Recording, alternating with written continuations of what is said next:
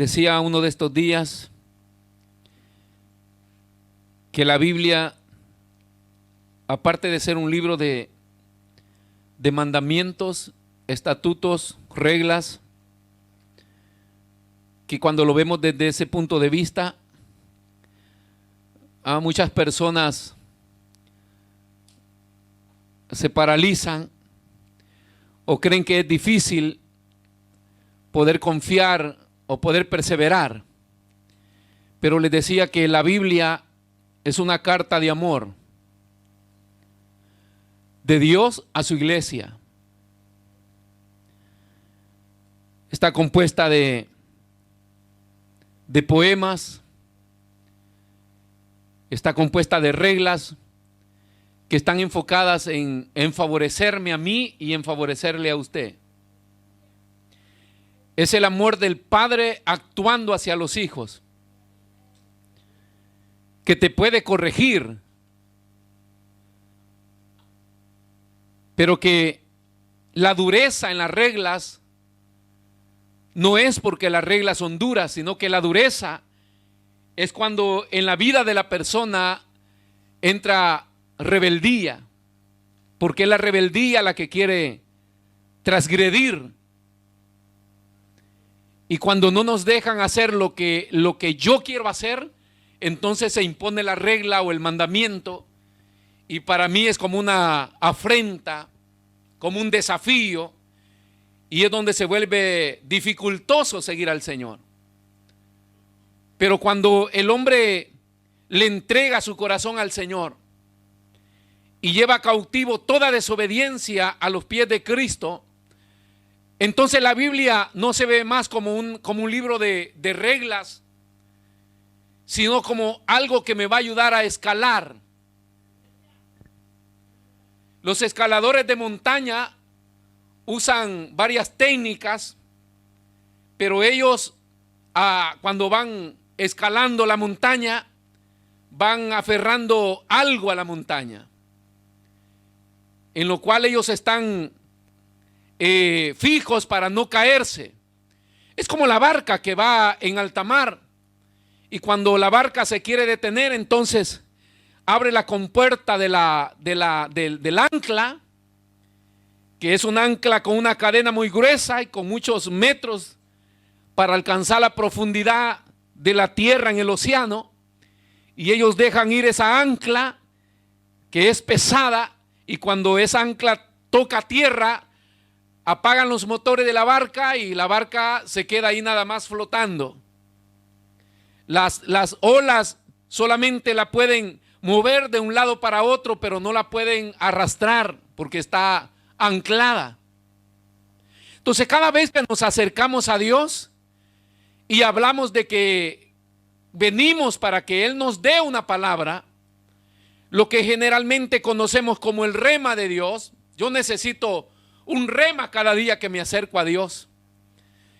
Y el rema puede ser simbolizado como una ancla que yo quiero pegar ahí, o que quiero dejarla caer ahí porque quiero aferrarme en ese lugar, quiero aferrarme a Dios.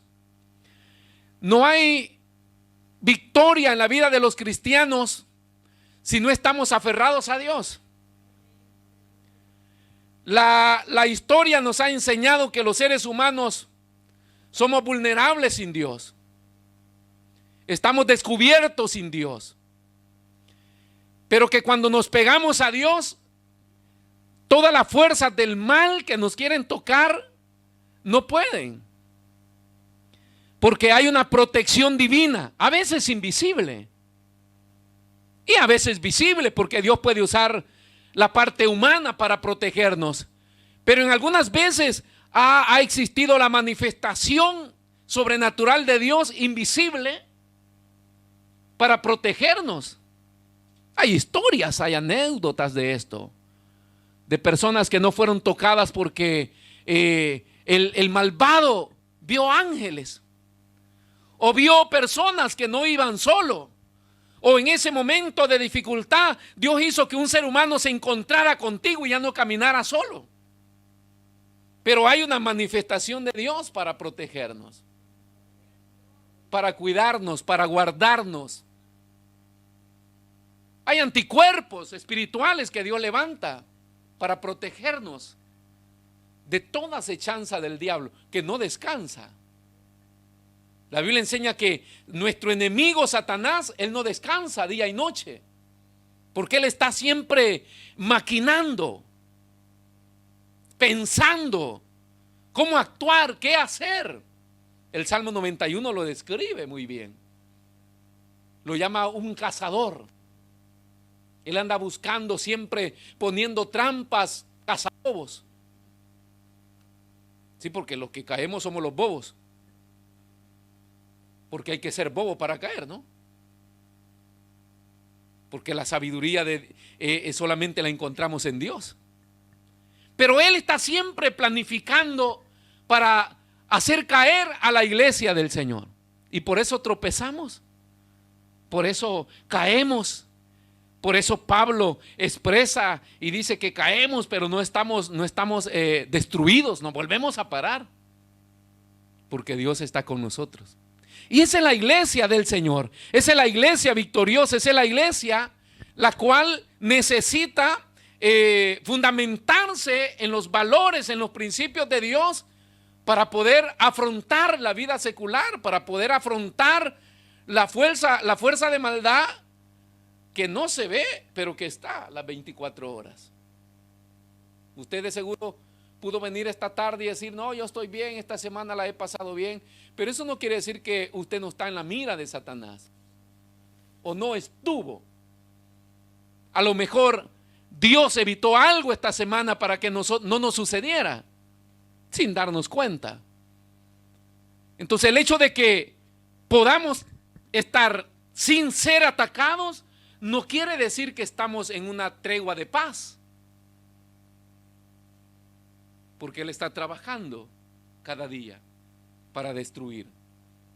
Pero nosotros debemos de apegarnos al Señor para construir barreras, para construir en términos de guerra se le llama trinchera. ¿Qué es una trinchera? Piedra sobre piedra, que se pone delante de la tropa para que cuando venga atacado, las balas peguen en esas piedras. Y el conocimiento de la palabra de Dios para poder estar atentos por dónde va a llegar el enemigo. Esto lo hemos enseñado muchas veces, cómo desenmascarar a nuestro enemigo y cómo conocer su forma de trabajar, sus astucias, ¿no? Sus mañas, lo que él usa para no hacernos caer. Ahora, cuando entramos en tema de por qué vamos en la huella de la iglesia primitiva, y hemos estado hablando que esta iglesia primitiva que marcó la diferencia en el primer siglo, con esas 4 características, elementos fundamentales de la iglesia que perseveraban en la doctrina, que estaban en la comunión unos con otros, que participaban del amor ágape, del partimiento del pan. Usted sabe que la Santa Cena, en resumidas palabras, es comunión. ¿Comunión con quién? Con Dios. Pero antes de ponerme en comunión con Dios, yo debo estar en comunión con los demás. Por eso es que en los tiempos de Santa Cena, generalmente siempre se acostumbra, hermano, pida perdón. Hace algunos años atrás, todo el que participaba en la Santa Cena, primero había un tiempo de abrazos y reconcilios. La gente iba por ahí dando la mano a su enemigo y tenía que reconciliarse. ¿Por qué? Porque la Santa Cena no es un simple participar, sino que es comunión. Y es parte, es muy parecido literalmente a lo del Padre Nuestro, hablando del perdón, que dice, Padre, perdóname, así como yo ya perdoné la ofensa. Entonces no puedo anhelar comunión con Dios si no estoy en comunión con las demás personas. Entonces el partimiento del pan en las casas era bien importante en la iglesia primitiva, porque tenía que ver con la espiritualidad de esa iglesia que se construía a diario.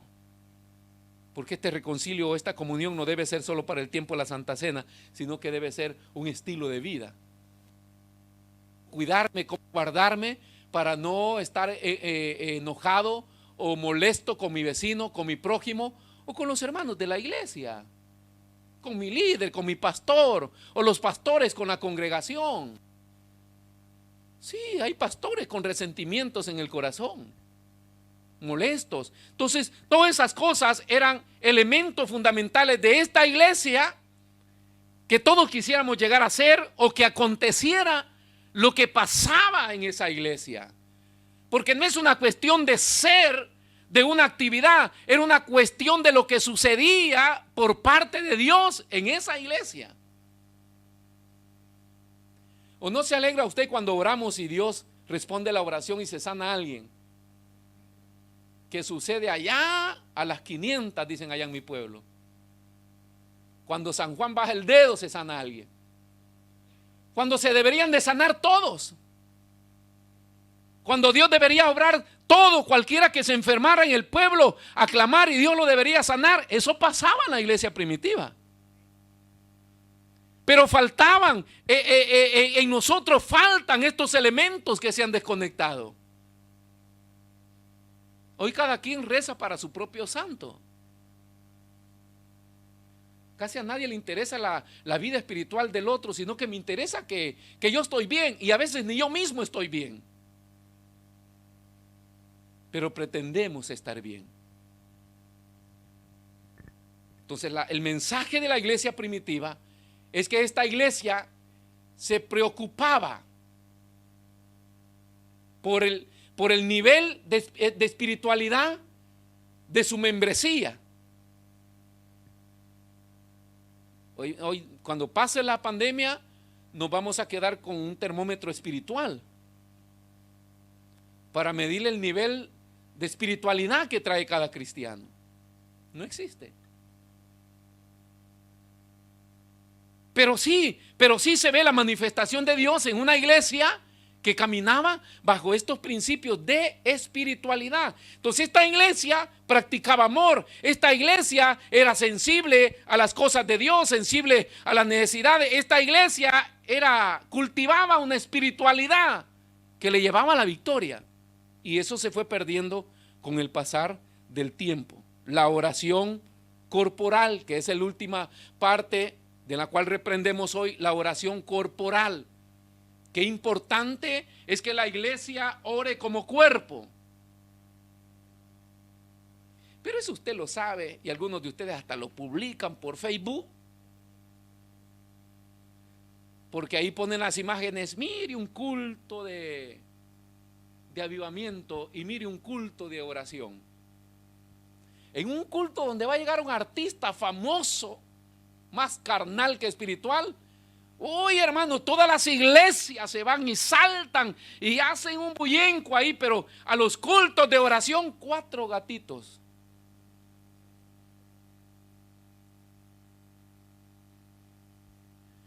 Yo siempre se lo he dicho que es lindo vernos el fin de semana, pero el culto del domingo no es tan efectivo como un culto de semana. Porque los cultos de semana hay más tiempo para orar. A eso venimos, a orar. Entonces la iglesia debe tener una actividad en la cual se involucra todo el cuerpo del Señor para orar juntos. Y debería ser preocupación de cada cristiano desocupar tiempo para participar en esas reuniones de oración. Los días de semana es difícil agarrar de alabanza porque no pueden. Es difícil agarrar servidores porque no pueden. Pero es responsabilidad de cada uno de nosotros de tomar un compromiso con Dios, partiendo desde el punto de vista fundamental que esta iglesia en la cual sucedían milagros cultivaba una vida de oración en comunidad. O sea, oraban juntos, el uno por el otro. Esto es fundamental. Ahora, esos son elementos que vienen puestos sobre el fundamento. O sea, esta iglesia tenía esos 4 elementos que son fundamentales. En el versículo 42, usted ahí los puede subrayar: doctrina de los apóstoles que perseveraban, la comunión los unos con los otros, el partimiento del pan y la oración corporal. Pero nos vamos al versículo 47, porque estos son elementos a practicar que vienen puestos sobre un fundamento. El fundamento es la simiente, el inicio de algo. Pero entre más alto va a ser eso, ese fundamento debe estar bien fundamentado.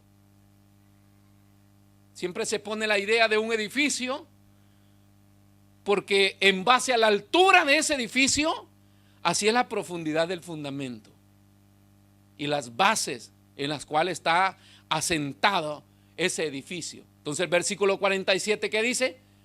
Alabando a Dios y teniendo favor con todo el pueblo, y el Señor añadía cada día a la iglesia los que habían de ser salvos. ¿Alabando a quién? A Dios. Llamémosle a esto el fundamento de la adoración, porque alabar a Dios es adorar. Sea esto cantar, sea esto evangelizar, sea esto orar, sea esto tener una buena convivencia con los demás. Es alabar. Alabar está relacionado con querer honrar. Mi manera de vivir está medida o está basada en que yo quiero que con mi manera de vivir alguien sea exaltado. ¿Me explico, hermanos? O sea, yo debo vivir con el fin de que Cristo sea exaltado. Ese es alabar. Yo le alabo al Señor cuando no tengo problemas con mis vecinos en el condominio, porque usted está dando un buen testimonio de vida. Cuando dicen, no, esa persona no se mete con nadie, tiene un comportamiento, no, una persona muy justa, esas palabras que son halagos para usted, bíblicamente es alabanza para Dios. Porque cuando yo vivo mal, o sea, si yo vivo bien, a nadie le interesa por qué yo vivo bien. Si yo tengo un buen testimonio, a nadie le importa por qué tengo un buen testimonio. Pero si yo me salgo de ese buen testimonio y hago algo malo, rápidamente investigan y dicen, y es cristiano, y va a la iglesia. Porque lo bueno no saben dónde lo aprendiste, pero lo malo, si quieren enfocar tu fe, porque ahí ya no quieren ofenderte a ti, quieren ofender a Dios. Entonces la Biblia dice que esta iglesia estaba reunida en casas, pero alababan a Dios. Es difícil alabar a Dios con estilo de vida, porque partiendo de lo que hemos visto anteriormente, ¿nos amamos sí o no, hermanos? ¿Sí? ¿Usted ama a su hermano que está a la par? ¿Sí? Si su hermano está en necesidad de un postoleto, de un lugar donde dormir, ¿usted se lo lleva, sí o no? ¿Sí o no, hermanos? Sí, usted es capaz de desocupar algo para llevarse a esa persona. El problema es cuánto tiempo va a estar ahí. Porque no es la decisión ayudar a esa persona, sino convivir con esa persona, que me demostró en la iglesia que era cristiano, pero que allá está dejando mucho que desear según mis puntos de vista. Porque a veces puede ser mejor cristiano que mí, pero yo tengo mis puntos de vista. Y una de las cosas más dañinas en nosotros es que queremos que la otra persona cumpla al pie de la letra sin yo hacerlo. Y entonces después de 4 días hay que tener reunión con ese hermano y decirle, hermano, mire, yo lo traje a mi casa, pero acá hay reglas, acá se respeta. A los 8 días, otra vez. Y peor si duerme mucho. Y usted sale temprano a trabajar. y ni la escoba ha pasado cuando viene usted. ¿Verdad que es difícil convivir? Puede pasar un mes, 2 meses, 3 meses, pero pueden llegar a ser los 3 meses más amargos de su vida. Ahora, esta iglesia convivían juntos y alababan a Dios. O sea, la manera en que la Biblia reconoce que ellos alababan a Dios es que Dios les visitaba, pues. Y si Dios les visitaba, es que a Dios le agradaba el tipo de vida que ellos tenían. Porque cuando Dios no nos visita, es que no le estamos agradando con nuestra manera de ser. No de hacer, de ser. Porque podemos hacer muchas cosas buenas sin ser nosotros. Primero se necesita ser, para luego poder hacer algo que sea reconocido por Dios o aprobado por Dios. Entonces, esta iglesia alababa, y es la característica fundamental, desde ahí parte todo. Esa es la base de la iglesia. ¿En qué? En que adoraban a Dios.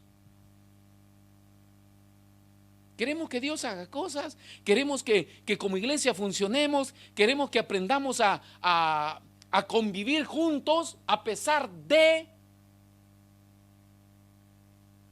La Biblia habla de una iglesia unida en la diversidad, no uniformada, sino unidad en la diversidad. Eres tan diverso a mí, pero eso no me quita que yo no pueda compartir mi tiempo de oración contigo. Eso no me impide que yo pueda compartir el amor que Dios ha derramado en mi corazón contigo. A pesar de que tú tienes algunas cosas de cambiar o yo tenga cosas de cambiar. Quizás la amistad me va a dar el momento para poder aconsejarte y poder ayudarte o encaminarte. Y si no me lo da, pero Dios tiene un trato con cada persona. Pero no somos nosotros a querer cambiar a las personas. Si nosotros cambiamos, si nosotros somos primeramente, vas a celebrar tu culto de adoración a Dios sin importarte quién esté a tu alrededor. Porque estos ojos bandidos hubiera mejor nacido ciego. Porque el ver nos traiciona a nosotros. Si a veces que estamos ahí adorando y de repente vimos algo que ay, porque el ver. Pero ellos alababan al Señor y esto se convertía en una especie de adoración que viene llamado el fundamento de la iglesia. Cuando hablamos de adoración, ya siempre le hemos enseñado, algún día vamos a tocar este tema que lo di hace años. El adorador siempre se asemeja a quien adora. Porque la adoración no es cantar. Esto se lo he explicado muchas veces. Vamos a adorar, hermano, y cantamos. No, eso es cantar. Puede cantar con un ritmo acelerado, como puede cantar con un ritmo lento. Pero esas son melodías. Letra escrita, llamada alabanza, que es parte de mi vida de adoración. Pero adorar no es cantar, adorar es vivir. Y el que adora siempre tiene un fin, el asemejarse a la persona que adora. Eco, porque no es cantar, ni es algo así temporal, sino que es algo a practicar diariamente, es un estilo de vida. ¿Por qué? Porque el que adora, el fin es parecerse a quien adora.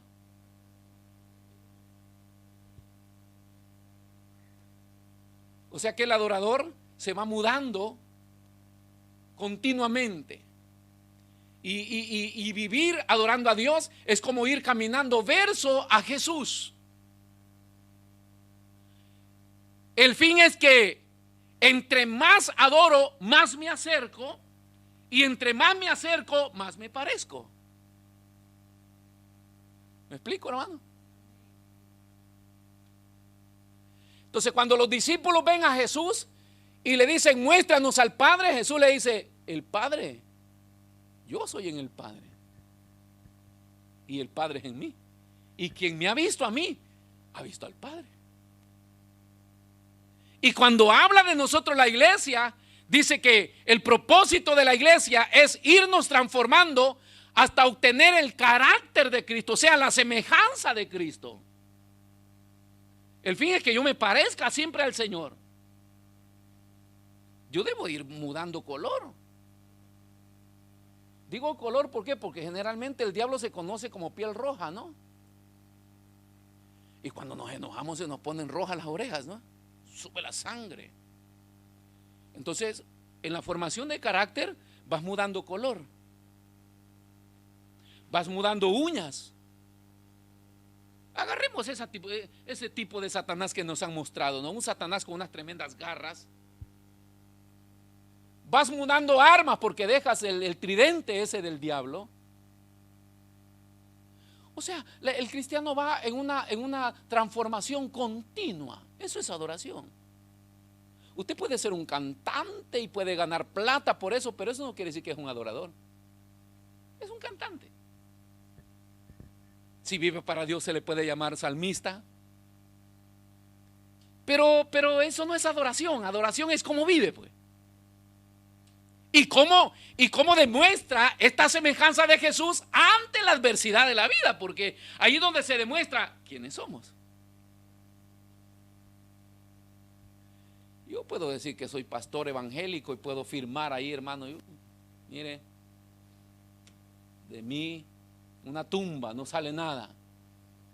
Fiel cristiano, devoto al Señor, no lo dejo por nada. Ese cuento ya lo dijo Pedro hace años. La cosa es cómo enfrentamos la vida cotidiana, los desafíos, lo que va a probar mi conducta a diaria, que a veces viene puesta aunque por el Señor. Debe medirnos cuánto he avanzado de ayer a hoy. Y a la nuera le manda a la suegra, porque no se necesita tanto, hermanos, para fallar. Nosotros creemos, describimos siempre al diablo y pensamos que un día se nos va a aparecer el diablo. No, llegó la suegra nada más. Llegó el suegro, llegó el cuñado, llegó la cuñada, llegó la vecina, llegó el hermano de la iglesia que no vas muy de acuerdo. A veces no hemos avanzado tanto en el evangelio que no se necesita tanto pues para probar nuestra conducta así fácilmente. A veces nos ha extrañado en la iglesia que personas que pensábamos que ya estaban en un nivel espiritual muy alto, en una media cosa, usted vio cosas, gritaron, hicieron de todo y usted dice, estás en pañales, baby. Pero es un servidor, es un líder, y usted lo ve y a la gente dice, wow, cómo ama al Señor. No se trata de que ames o no ames al Señor, sino que si lo amas, debes buscar parecerte a Él. Y ese es el reto, hermanos. Es que cuando pensamos en la iglesia primitiva y en las manifestaciones de Dios, de cómo Dios sanaba y obraba, nosotros quisiéramos eso solo porque venimos, cerramos los ojos y algunos les han enseñado, cuando ore, concéntrese, hermano, concéntrese, y ahí está como un budista, ¿no? A veces sin necesidad de orar, Dios se manifiesta y hace un milagro. Porque no faltaba tu oración, lo que falta es tu manera de vivir para Dios. No estoy diciendo que no se debe orar, ¿no? No voy a pensar que voy a vivir para Dios y ya no oro. No, parte de vivir para Dios es la oración, va incluida. Lo hacían ellos acá, oraban juntos. Pero el fundamento de todo eso, yo puedo orar, pero no sirve de nada si no estoy fundamentado en vivir para parecerme a Dios. Yo puedo compartir junto con mis hermanos, pero un momento porque me saqué la lotería. Pero cuando yo estoy en la crisis no estoy en grado de compartir. Este es el problema, que cuando no damos ni para Dios dices que no tengo. Y a veces tenemos porque el Señor quiere que des de lo que tienes. Él no ha preguntado si es mucho o es poco, Él quiere que des de lo que tienes. Pero nosotros somos buenos cuando tenemos. Pero cuando no tenemos, entramos en crisis y ya no ayudamos a nadie. ¿Por qué? Porque pensamos que ese poquito que nos ha quedado nos va a salvar la vida. Y no es así. Lo que nos salva la vida es un estilo continuo de vivir, a pesar de lo que estemos viviendo. Por eso es que aquella viuda sorprendió a todos los discípulos cuando Jesús los llamó, porque dio todo lo que tenía para su sustento. Pero nosotros a veces hacemos fiesta cuando tenemos. Entonces la adoración no tiene que ver, la adoración es un estilo de vida. Truene, llueva o relampaguee. O sea, me venga lo que me venga en la vida, yo debo adorar a Dios. Y siempre le dije, se va pareciendo a quien adora. A veces les he puesto unos ejemplos cuando hablo de esto, pero cualquier persona, bueno, los seres humanos, hablemos, no vayamos afuera, acá mismo en la iglesia. Basta llamar unos 4 de los que están sentados acá y usted va a ver a quién se parece. ¿A qué artista o a qué actriz está siguiendo? ¿Por qué? Porque la manera de vestirnos es la revista, es la moda, es la publicidad de la televisión, es el vestido de la novela, es el traje de la película. Aunque yo no soy idólatra, no estoy siguiendo a nadie, basta pasar y dice, tú te vistes como ella, caminas como él. Entonces nuestra vivencia demuestra a quién yo me estoy pareciendo, ¿no?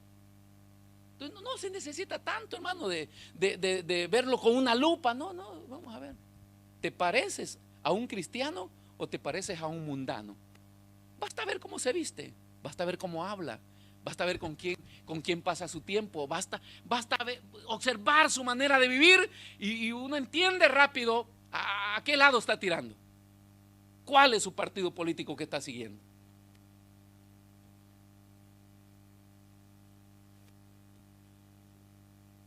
Es que lo bueno se pega y lo malo también. Por eso es que cuando Pedro niega a Jesús, y lo niega, hermano, hasta con amargura, porque el tipo no se podía quitar de encima lo que había absorbido de Jesús. Y entonces cuando está ahí calentándose le dicen, hacete para allá. Y cuando él abre la boca, habla como Galileo. Tú hablas como los que andan con Jesús. Y él dijo, no, yo no soy. Ahí donde maldijo a Dios y todo, ¿no? Porque hablaba como él, caminaba como él, se comportaba como él. Bueno, en esa experiencia de Pedro fue mal, pero al menos así dijeran de nosotros, ¿verdad que tú eres cristiano? Porque cuando nos descubren, hermano, se nos paraliza la ira. Usted iba a dar, y eres cristiano, ¿no? Ay, gloria a Dios que el diablo me avisó. Porque si no me descubren, soy capaz de hacer cualquier cosa.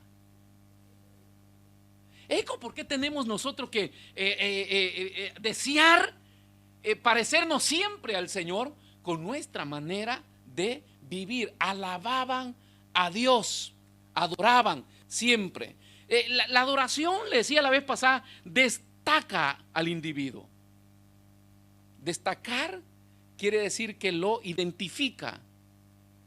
La adoración te destaca. Cuando tú eres un adorador, se nota, se ve. Yo pasé toda mi vida, les he contado en todos los documentos del ejército, ¿qué religión eres? Evangélico. Y yo era más hijo del diablo que legítimo casi. Pero como crecí con principios evangélicos, yo donde quiera evangélico. Y ya les he dicho que bien borracho yo me ponía a evangelizar o a defender el evangelio. Porque lo había aprendido desde pequeño. Entonces, este principio dice, la adoración destaca. No es lo que tú dices o lo que tú piensas, es lo que demuestras, lo que haces. Tu vida.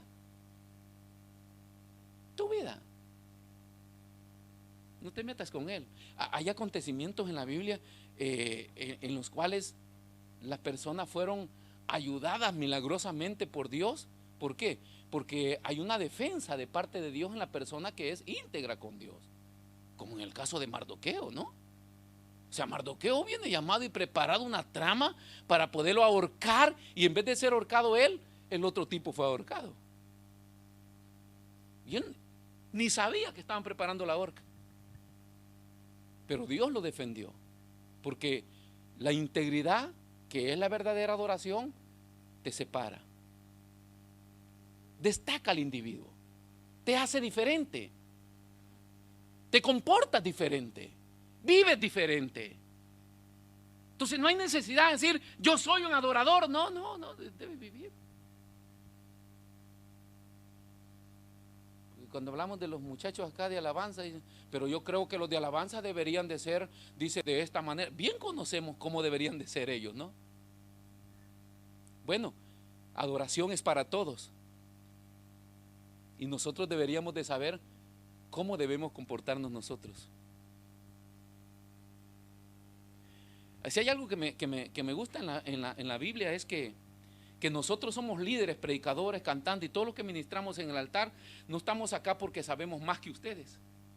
Dice que lo más vil del mundo escogió Dios. Entonces nosotros hemos sido llamados, somos iguales en conocimiento, quizás en llamamiento no, pero el don y el ministerio ha sido dado para ministrar a la iglesia. O sea que usted debería saber, si es posible, más que yo, porque usted debe aprobar mi ministerio.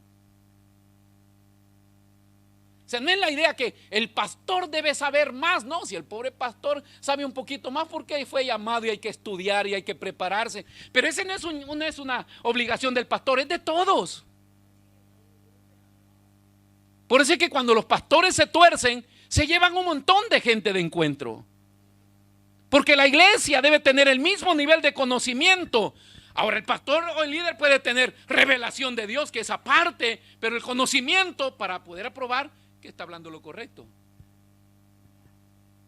Si no fuéramos una religión falsa, donde un guía ciego guía a otros ciegos.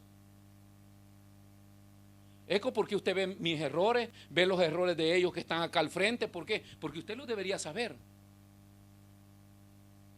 Por eso es que para nosotros tenemos más demanda a estar más pronto. ¿Por qué? Porque usted sabe cómo deberíamos comportarnos. Pero no es solamente para nosotros, es para todos los cristianos, que tenemos que estar en el mismo nivel de conocimiento para poder verificar. ¿O no dice así la Biblia de la iglesia de Berea?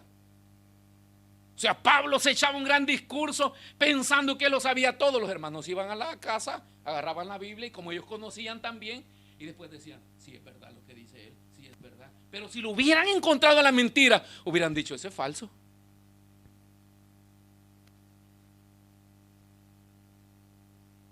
Entonces necesitamos, hermanos, que la adoración nos destaque a nosotros. ¿Para qué? Porque dice la Biblia que estos que alababan a Dios tenían el favor con todo el pueblo. Nosotros quisiéramos que todo mundo se postrara a nuestros pies. No hay necesidad de ser un líder, porque usted sabe que el líder hoy está pidiendo honra, ¿no? Venga, póstrese, honreme, respéteme y tantas cosas. Todo eso es verdad, la persona lo debe hacer voluntariamente, conociendo la palabra de Dios, pero no es la otra persona exigir eso. Entonces la Biblia dice que esta iglesia, estos hermanos alababan al Señor, y eso hacía, por eso le dije, la adoración te destaca, te pone en una posición de reconocimiento voluntaria de la otra persona, no impuesta. Yo no puedo como pastor decir, usted me debe respetar porque yo soy el pastor. No, eso me lo debo ganar yo, con mi comportamiento. Eso dice la Biblia cuando habla de los pastores. Imita su fe. Así, mira cómo es su comportamiento. Y entonces te va ganando el respeto, te va ganando todos los méritos que se puede ganar una persona. Pero eso no lo impongo yo, eso lo reconoce la otra persona. Y entonces ellos adoraban, alabando a Dios, Y tenían ¿qué? El favor con todo el pueblo. ¿No le ha pasado que alguna vez están armando por ahí para salir a comer y de repente se cruzó usted? Ay, dice, pero está el hermano tal. Y es que no lo quieren llevar. ¿No le ha pasado? Es bien feo encontrarse en esa encrucijada.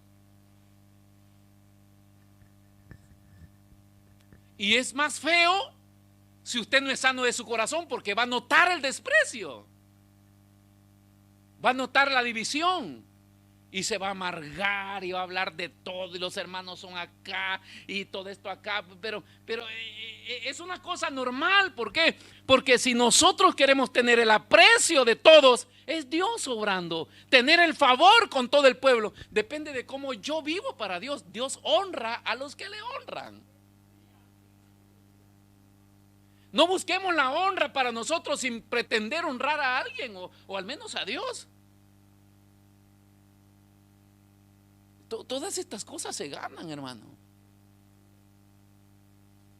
Hay veces que entramos en crisis porque los hermanos vienen: pastor, fíjese que el Señor me abrió una puerta de trabajo y me ha dado un empleo de 3,000 euros. Y yo digo, ¿por qué no me lo dio a mí? Mire, el Señor me regaló este par de zapatos. Mire, me regalaron esto. Mire, y uno se vuelve cabezón y sí, ¿por qué solo a él y a mí no? Ese es el gran malestar en la iglesia, cuando usted ve bendiciones para uno, bendiciones para otro, bendiciones, y a usted no llegan. No es cuestión de preferencia, es cuestión de estado de corazón. ¿Cómo estamos como individuos involucrados, entregados al Señor, adorando al Señor, sin ver a la derecha ni a la izquierda, sino entregados, caminando hacia Él? Porque cada día quiero parecerme a Él, y automáticamente esta adoración a usted lo va a poner en un lugar de privilegio, que sin que usted pida va a tener favores de la gente, va a tener favores del pueblo. Así funciona. No es el cambalache que yo traigo primicia, 100 euros y el Señor me va a dar 200. Eso no existe, es mentira.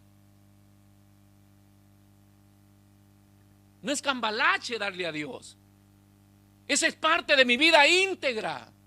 Yo debo ofrendar de lo que sea, primicia, diezmo, debo servir en la iglesia, es una vida íntegra, un servicio íntegro, que hace de mí un alabador de Dios, un adorador de Dios. Y lógicamente que Dios me va a honrar. Repito, Él honra a los que le honran. Entonces tenían el favor con todo el pueblo. Pero no es una cosa de decidir que bueno lo que está diciendo el pastor, de hoy en adelante me vuelvo un adorador. No es solamente el deseo o el querer, porque la Biblia destaca o exige, mejor dicho, la adoración verdadera, que la separa de la adoración vana, falsa. Vea lo que dice Juan capítulo 4 versículo 23.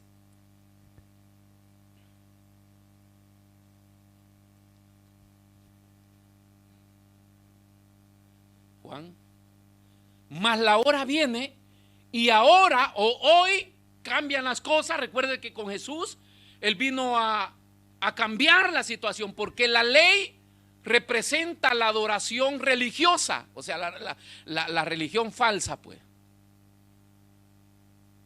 O sea, la mayoría de cosas que usted encuentra en la Biblia, de todo lo que el pueblo de Israel hacía, era desaprobado por Dios. ¿No se dio cuenta de eso? Israel hacían cola, llevando su carnero, sus tórtalos, y ahí estaban los sacerdotes desgollando, derramando la sangre y quemando. Todas esas fiestas solemnes que habían sido establecidas por Dios en ese periodo eran falsas. Eran falsas, ¿por qué? Porque se había vuelto una costumbre religiosa. Sin ser íntegros con Dios, ellos seguían practicando la fiesta que Dios había determinado. En los tiempos de Jesús todavía se están celebrando todas las fiestas solemnes, porque se cumple toda la ley con Jesús. porque estaba en ese, pero hace años que Jesús había dicho que todo ese tipo de fiestas le revolvían el estómago a él. Hace años que Dios había determinado que las fiestas de Israel eran desaprobadas por Dios, porque se habían puesto ¿qué? Religiosas, impuestas por la ley, porque la ley representa la adoración falsa. Ahora Jesús dice, pero hoy es cuando los verdaderos adoradores adorarán al Padre, ¿en qué? En espíritu y en verdad. No, pero nosotros adoramos acá. Los judíos dicen que allá, mira, ni allá ni acá, todo falso. Dice el Señor, hoy cambian las cosas. Hoy viene el tiempo de la gracia. Muere la ley, viene la gracia, y la gracia exige la adoración espiritual verdadera.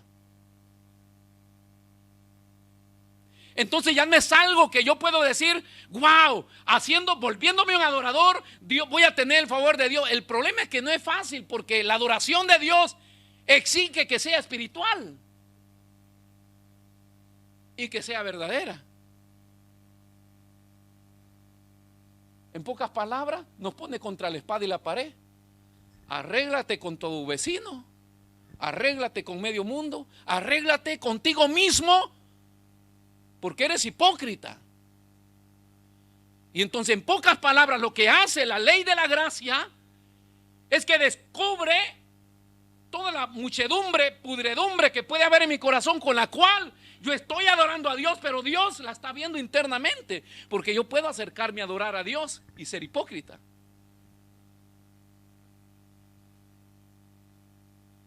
Venir con un deseo de favoritismo a sí mismo, que es lo que hoy se hace en las iglesias mundialmente. Los líderes podemos manipular a las masas con el fin de que venga, la Biblia dice que mire, de lo que yo sé que ese billetal va a ir a mi bolsillo. Se lo estoy haciendo a favor mío. Entonces lo falso, hermano, está basado, y que estuvo también en Israel, está basado en las actitudes con las que ellos se acercaban a adorar al Señor. Le dije, la ley representa la adoración de la carne, la gracia exige la adoración del espíritu. O sea, la adoración vana viene quedada a un lado porque era de la ley. O sea, la adoración vana que viene con los deseos vanos, los sentimientos vanos, la hipocresía, las conveniencias. Mateo capítulo 15, versículo 8. ¿Existe la adoración vana? Sí. En la actualidad, sí. Este pueblo, que dijo el Señor, de labios me honra. Ahí está. Mas su corazón está lejos, hermano. Se fue.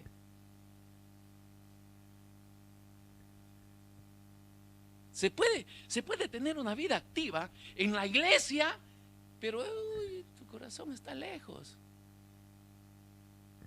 Debe ver que hay gente que anda por ahí limpiando y cantando alabanzas todavía.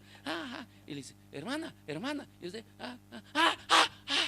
y dice, ¿y por qué? Dice, hay personas que aún viéndolo a uno enfrente se asustan cuando vuelven en sí, porque andaban lejos allá en el malecón, paseando allá en Galápagos,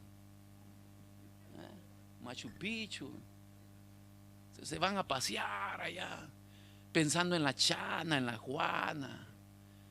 En los jóvenes pasa mucho eso, porque vienen a los cultos, pero ellos están con la chica acá. La chica, no el chicle, sino la chica que solamente es enamorada de ojos nada más. Ese pensamiento. En los adultos es peor, porque nosotros tenemos más cosas en que pensar. Que mi casa, mi auto y mis cosas, mi viaje, mi paseo, mis vacaciones, y estamos así. Y hermano, ¿puede servirle al Señor?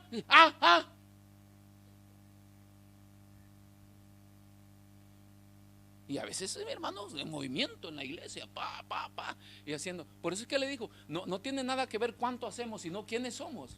Este pueblo de labios me honra, pero su corazón está. Puede venir esta falsa adoración con falsos deseos.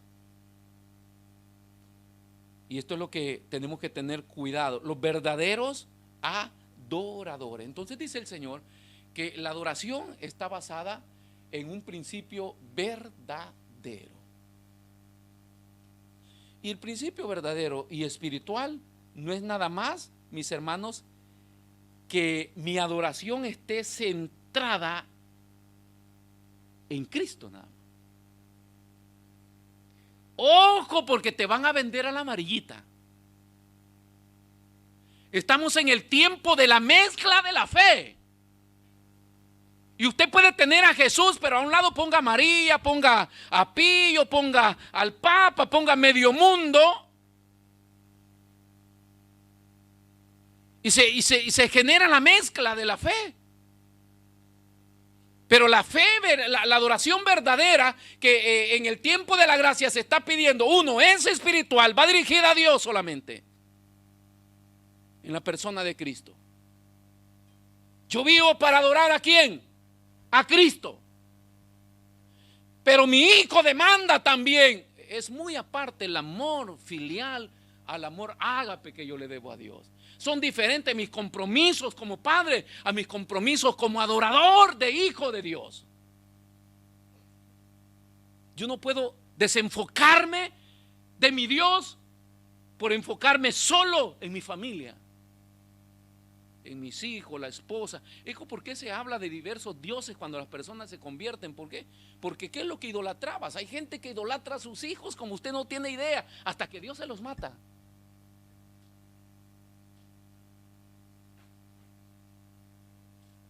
En el caso de Israel, mejor Dios prefirió matar a los viejos y entrar con los hijos. Y en la experiencia de vida, uno tiene comprobado, y más de algunos de ustedes, Dios les está hablando, que hasta que no decidieron soltar a su hijo en las manos de Dios, Dios no hizo nada. Porque uno quiere, ay, que Él cambie, ay, que Él haga, ay, que... no. Señor, si un día lo vas a alcanzar, alcánzalo ya. Y si no lo vas a alcanzar, llévatelo ya. Ahí está en tus manos. Ahí es cuando Dios actúa. ¿Por qué? Porque tú estás decidiendo por Dios. Dios no te lo va a matar ni nada. Va a tratar con él. Va a acelerar el proceso de conversión. Porque durante hay una oposición, Dios no puede hacer nada. O lo salvas tú o lo salva él.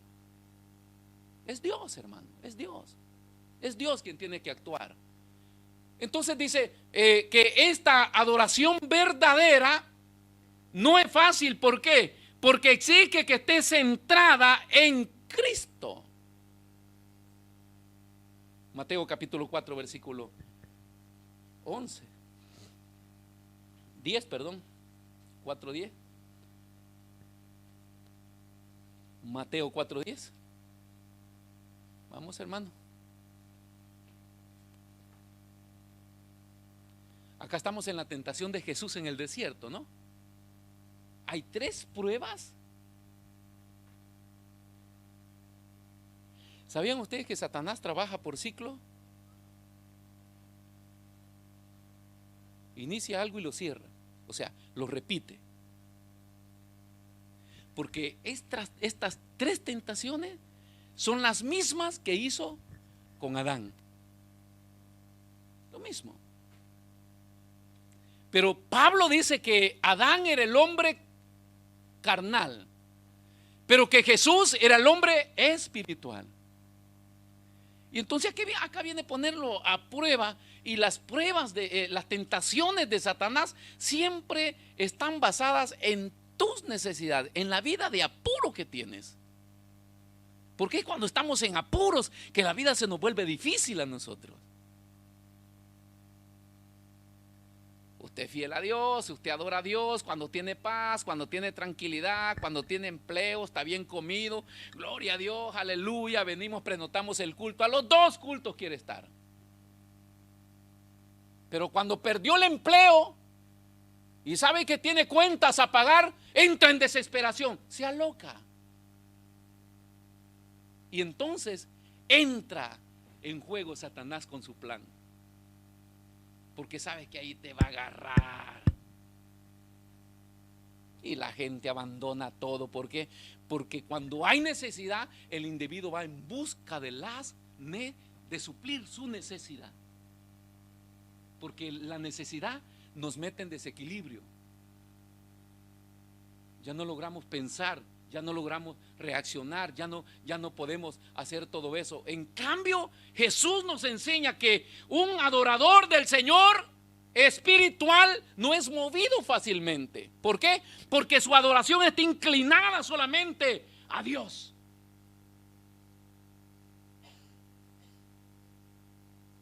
Y haz que esa piedra se convierta en pan.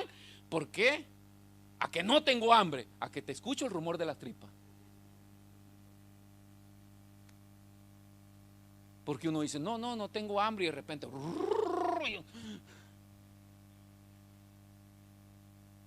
¿cuántos días sin comer?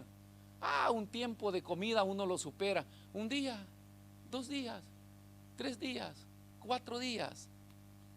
Tienes hambre. Cuando tenemos hambre no nos importa escoger la clase de pan ni el plato favorito. Sírvanme lo que sea, ¿no es verdad? Y Satanás aprovecha y dice, haz que esta piedra y la puedes convertir en pan y así. Y el Señor dice, no, porque no solo de pan vive el hombre. Si Dios supiera que me voy a morir de hambre, ya me hubiera enviado un pan, porque Él es mi sustento. Pero Él sabe que todavía puedo soportar. O sea, la ayuda de Dios va a llegar en el momento que Él cree conveniente, no en el momento que yo me estoy ahogando.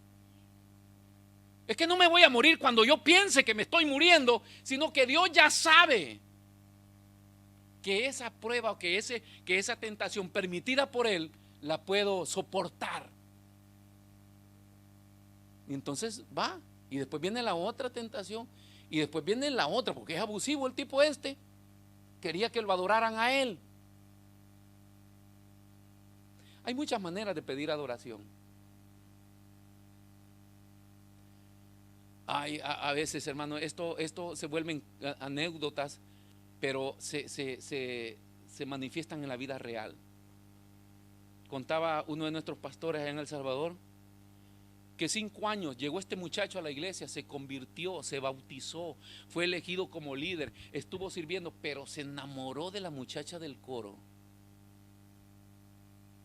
Y entraron en noviazgo y hubo, hermano, un muchacho que amaba a Dios y todo, hasta que se casaron. La muchacha también ciega, viendo que era un servidor y todo, dijo, no, es que, ¿visto? Los jóvenes vienen a mi oficina y dicen, no, porque dice, los dos queremos buscar de Dios, los dos tenemos un ministerio, que Dios te oiga, hijo. Porque se casó.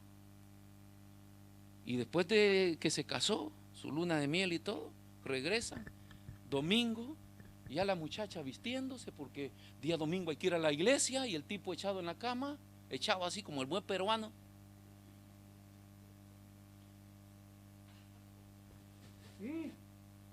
¿Dónde va? ¿Cómo que dónde va? Levántate. Tenemos que ir a la iglesia. A la iglesia. Mi hija le dijo, me he sacrificado 5 años por ti. ¿Y crees que después de casarme voy a seguir metido en la iglesia? ¿Usted cree que no fue difícil para esa muchacha pensar que se había casado con el hombre? Es como porque se le dice, la gente se enamora del físico. Busque que una persona sea de verdad espiritual. Porque hoy en la mañana el pastor decía, casarse es un montón de vueltas, que tienes que ir al común y al consulado. Eso no es nada para cuando ya te casas y llevas la carga de él o de ella para toda la vida. Porque ahí donde se sacan las uñas y te das cuenta quién es la persona. Y eso no es solamente una historia del pasado, se ve hoy en la realidad. Vemos todavía jovencitos trayendo compañeros mundanos o muchachas mundanas, pensando que acá medio los van a santiguar y ya pueden. te vas a llevar la peor historia de tu vida. Porque no funciona así el evangelio. Entonces, este tipo pide adoración. ¿Cuántos esposos han pedido? ¿O Dios o yo? El hermano se ríe, como que alguien le dijo así al hermano. Pues si pasa solo en la iglesia, decide o Dios o yo. Ay, qué gran cosa para que te compares con Dios. Y las hermanas han dicho, me quedo con Dios, con dolor en su corazón y con el corazón roto, pero se quedaron con Dios. Porque nadie te puede exigir. Satanás se esconde detrás de estos monumentos porque él siempre anda buscando ser el centro de la atención. Él se manifiesta en tus hijos, en tu esposa, en el esposo, en cualquier persona, en el empleo, cualquier cosa. Él busca que eso llame mi atención, que yo le dedique más tiempo a eso. No, Señor. La adoración verdadera te lleva a centrarte solo en Cristo, solo en Cristo. Y no es cuestión de jugar o pensar, lo va a cambiar. Jesús le dijo, vete. Porque acá me has pedido que haga una prueba, acá me pediste otra, pero esto de que me exija que yo te adore a ti, es lo máximo. Esto es para que ya no tenga más diálogo contigo.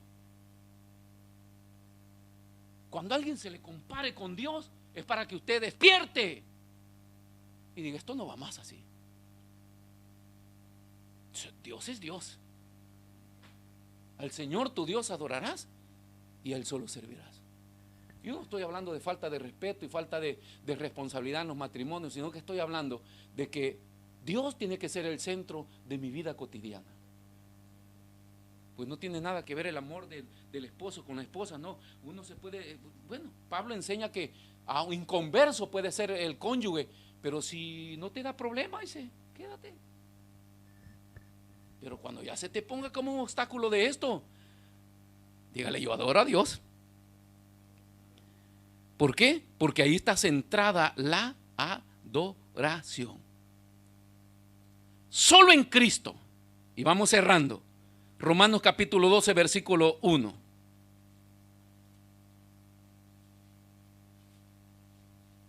La adoración es un deseo innato en el ser humano. Es fácil adorar, porque nacimos ya con eso. Todo ser humano fue creado para adorar. Nada más que adoramos lo que nosotros creemos que es digno de adoración. La gente que adora el deporte, por ejemplo, hoy porque estamos con el COVID, pero esos estadios, hermano, a pleno invierno, abajo 2 estamos de la temperatura, pero esa gente está ahí gritando y zapateando y celebrando los goles. Están locos. A mí me gusta el fútbol, pero me basta la televisión, no me voy a ir a meter en ese frío. Pero para ellos es una pasión. Y se matan por eso. Están que se mensajean por las redes toda la semana en contra del equipo que yo acá. Todos los equipos son malos, menos uno.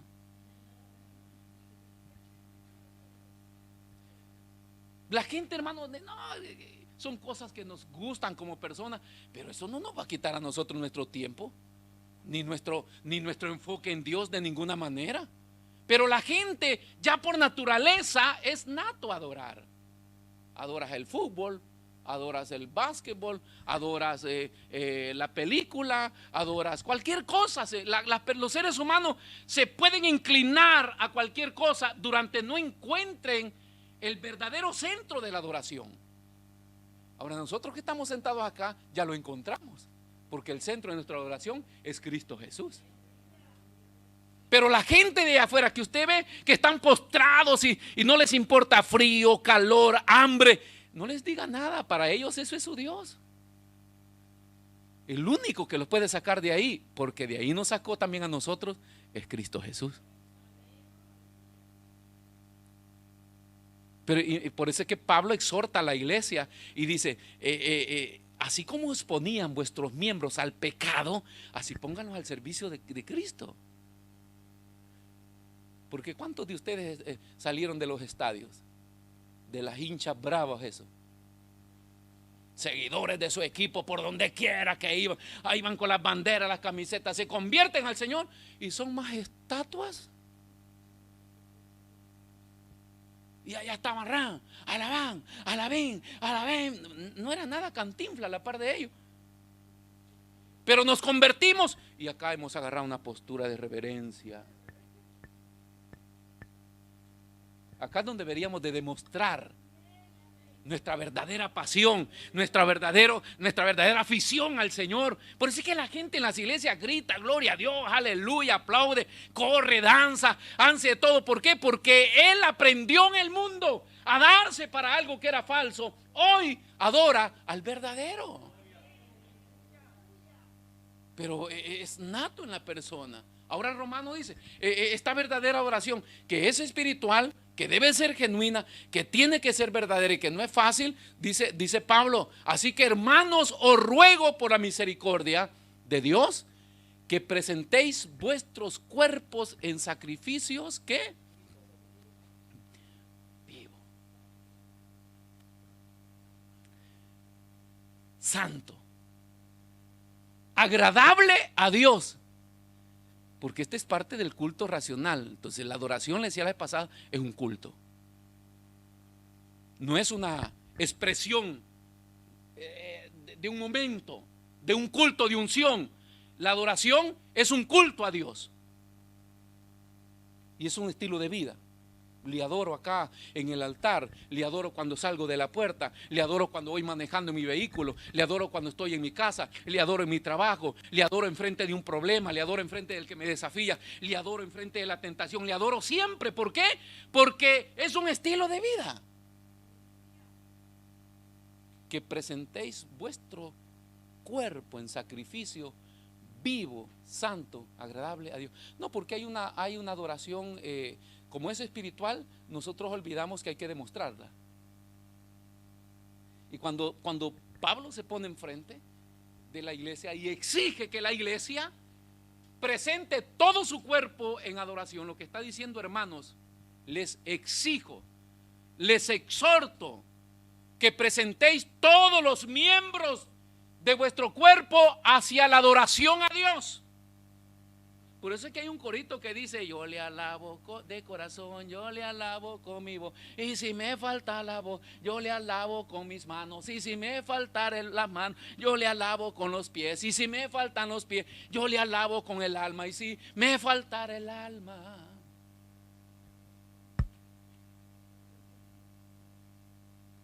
Hay muchos de nosotros que hace tiempo que no fuimos con Él.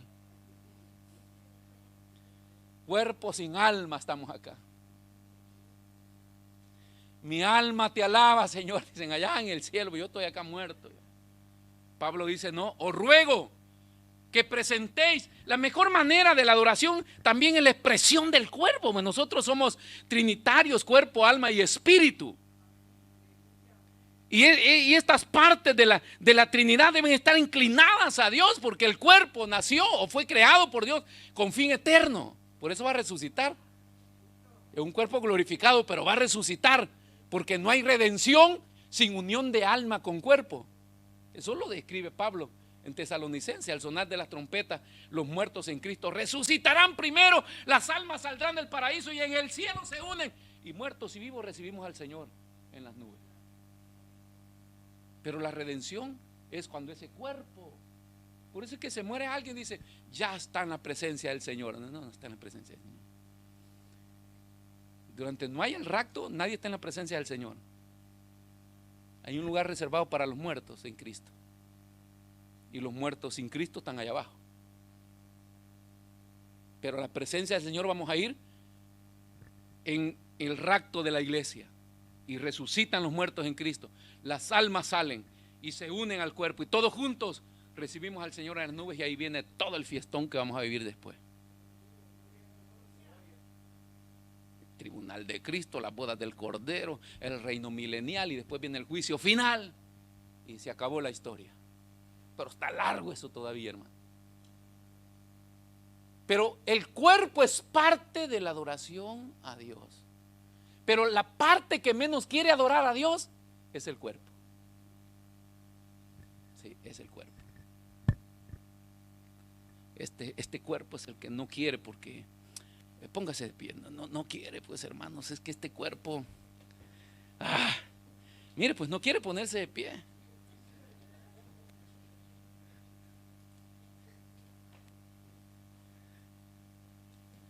No, este cuerpo no quiere, que este cuerpo representa la carne. La carne es la parte humana. El cuerpo también representa el pecado que está ahí plasmado en ese cuerpo humano. Por eso está establecido que los hombres mueran una vez.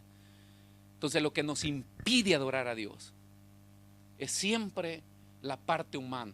Por eso dice Gálatas que seamos espirituales, para que las fuerzas pecaminosas del alma no tomen el control de nuestro cuerpo, y en vez de llevarnos a adorar a Dios, se manifiesten las áreas, las áreas carnales en nuestra vida.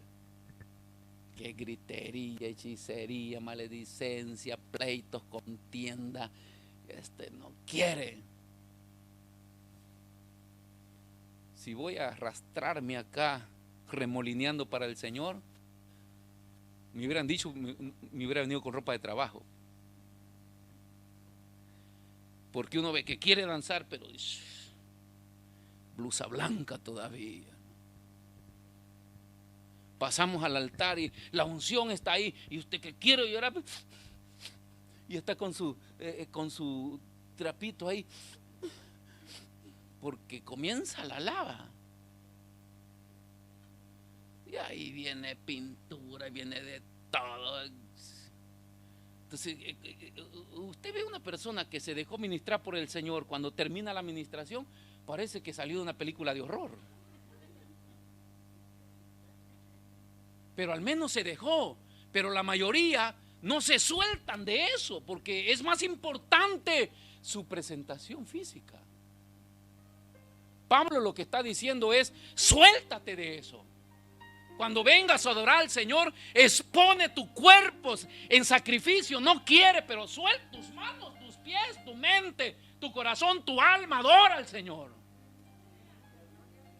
Es como porque una mascarilla o un distanciamiento o reglas de estas no tiene que ser un impedimento para adorar a Dios.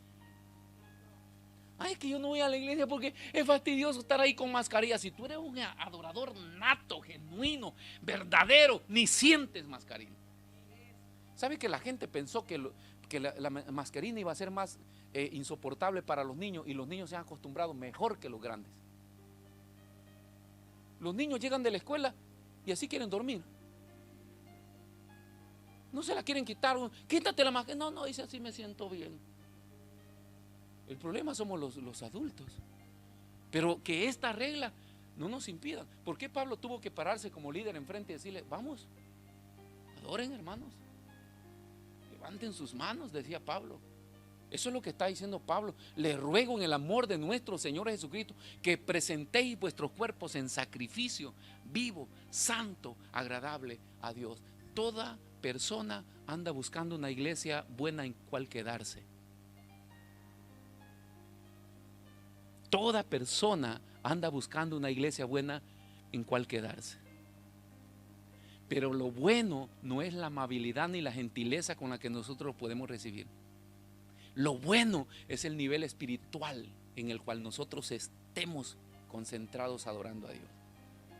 Porque ese versículo 47 termina diciendo que alababan al Señor y tenían el favor de todo el pueblo, y Dios añadía a la iglesia los que tenían que ser salvos.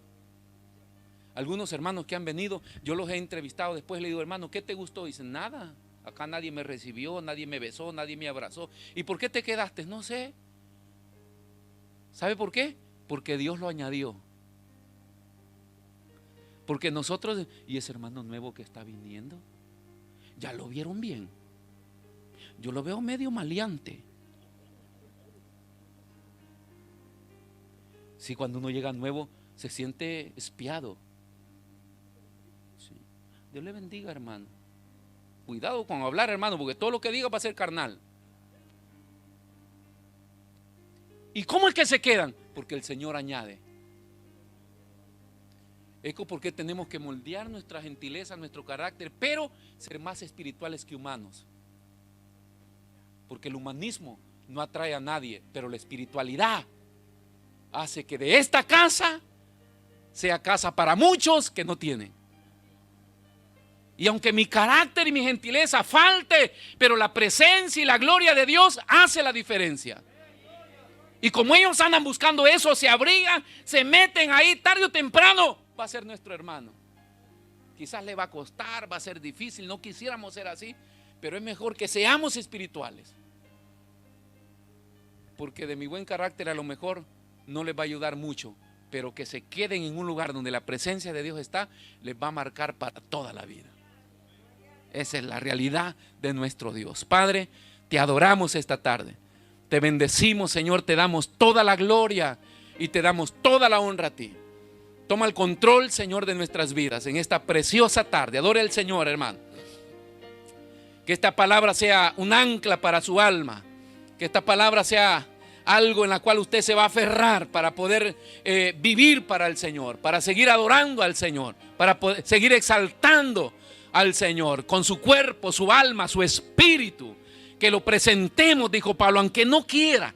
Yo, dijo Pablo, arrastro mi carne, arrastro mi cuerpo a la adoración al Señor. Te necesitamos traerlo cautivo, exponer todos nuestros miembros, estar propensos, dispuestos a adorar cada vez que Dios lo demande. Acá estoy, Señor. No quiero, estoy cansado, agotado, tengo problemas, pero acá estoy para hacer que hagas de mí un instrumento de adoración. Aleluya. Que marquemos la diferencia, que este tiempo de adoración nos vaya acercando siempre a Él, que nos vaya transformando, que nos vaya creando la semejanza suya hasta que alcancemos ese nivel de Cristo Jesús. Ayúdanos, Señor, para que comprobéis, dijo Pablo, cuál es la buena, agradable y perfecta voluntad del Señor. Ahí en esa adoración se manifiesta la renovación del entendimiento, la renovación de la mente, y vas entendiendo la gloria, la presencia, vas entendiendo el propósito de Dios. Te vas dando cuenta que cuando adoramos a Dios, Él se manifiesta, que cuando adoras al Señor, Él resuelve tus problemas, que cuando adoras al Señor, Él te defiende, que cuando lo adoras a Él, la gloria suya te respalda siempre, aunque pases por dificultades, por problemas, por desprecio. Tú sabes que tienes una protección divina. No importa que el hombre te desprecie, tú sabes que tienes un Dios maravilloso. No importa que el hombre te acuse. En la vida de José está manifestado. No importó las calumnias, no importó el maltrato de los hermanos, no importó la cárcel ni el olvido de aquellos presos, pero un día Dios lo sacó de ahí y lo puso en lugar de privilegio. Aleluya. Hay poder en el Señor, hay poder en su palabra.